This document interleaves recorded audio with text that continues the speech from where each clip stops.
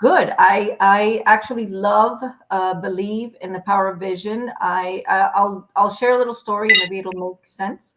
So about, I think in 2007 or something, my cousins and I all got together and we watched The Secret, right?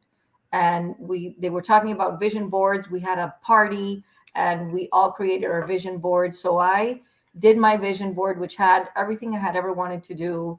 I wanted to volunteer and I wanted to go to Africa and I wanted to climb Mount Kilimanjaro and I wanted to work with the Maasai people and I wanted to, all these things, have my own business. I mean, it was a series of things that had been festering for a long time. So I create this vision board, put it on in my bathroom, hanging in front of my toilet because I figured I'd see it at least twice a day, right? And it just sat there. And there's something very powerful, Sabrina, about when you're looking at something all the time. Even when I didn't see it, my subconscious was seeing it. And little by little, things started coming together.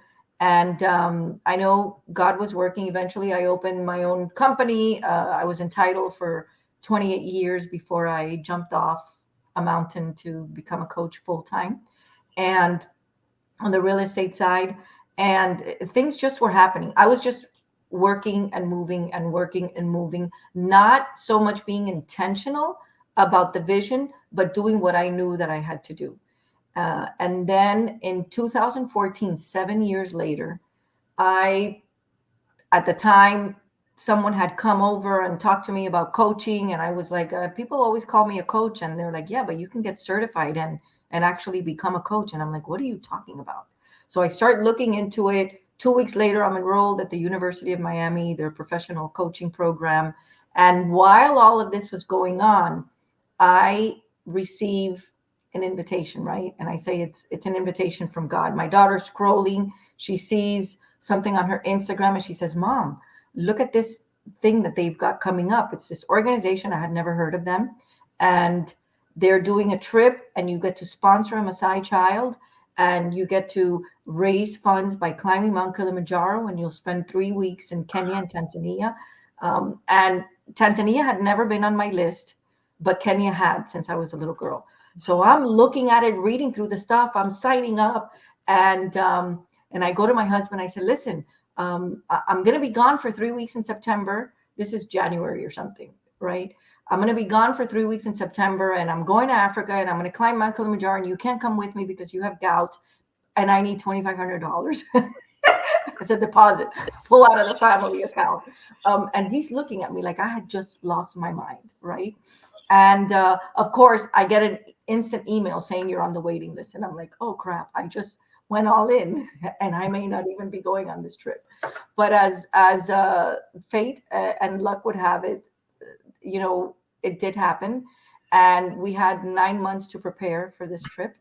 And everything that I never imagined, right? I was going to be climbing at this time, Sabrina, I am a 47-year-old postmenopausal grandma, born and raised in Miami. We don't even have hills. I never climbed a mountain in my life. And my husband was like, and you're going to start with Kilimanjaro? I said, listen, this is the plan. I'm gonna summit or die trying, but it's not about me. It's about Sipao was a little boy. And so funny enough, Sabrina, we had to pay around $6,000 for the trip. And then we had to raise $6,000 for our sponsored child. And that would ensure that he would have, medical, educational, and nutritional needs met until he graduated high school. So it was a one-time thing. We were going to be able to raise these funds. And I was like, I hate asking people for money. And I was like, I am not fundraising. I'm going to just pay the 6,000 and pay the 6,000. And when I got his bio, I said, you know what? I need to invite people to be a part of this if they can. And everything just started to fall into place, Sabrina, in a way that, like I said, I could have had nothing to do with because I was just not that super powerful. Mm-hmm. And it did begin to happen. And by September, when I went on this trip, everything had been done. I had raised over and above what I needed, and I was sending it to other climbers. There were 23 of us on this climb. I was in the middle of, coaching school. And, every day we spent 7 days on the mountain, sleeping in tents with no showers, right? I'm a germaphobe. That was very uncomfortable for me. So I remember that everybody knew I was in coaching school, and these are all people I had never met before. And they would say, "Can I walk with you today because I'm having so and so issue?" And I was like, "I need the practice. Let's go, whatever." And I realized, Sabrina, that when people are in high adrenaline mode, lack of oxygen, you're in nature, you're distracted, they're much more open. So I come back from this trip. I asked my mentor coach, does adventure coaching exist? She said, "What do you care? It does now." So the point of that was that I came back from that trip and I did an experience board with my pictures that I took that matched almost exactly, except for a Jaguar XJ that I had on the board that I did not, I had nothing to do with this trip. And it was almost the exact pictures, Voluntour, Kenya, Tanzania. And what's really interesting, Sabrina, is that I had just cut out the word Tanzania from a magazine because I knew that I could get into Kili either through Tanzania or through Kenya. Okay. But Tanzania was this big and Kenya was this big. I remember Kenya was my dream ever since I was a little girl.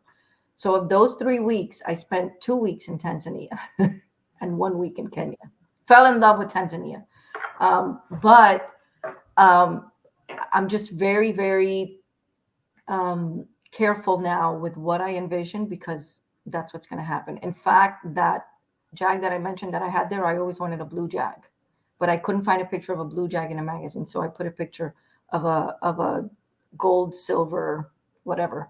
And the car that's sitting out in my driveway is the one that I had on my vision board, not the one that I wanted. So ever since then, I retired that vision board, created another one. And I say, Sabrina, there's not a vision board that we can't bring to life. We just have to have the vision. We have to have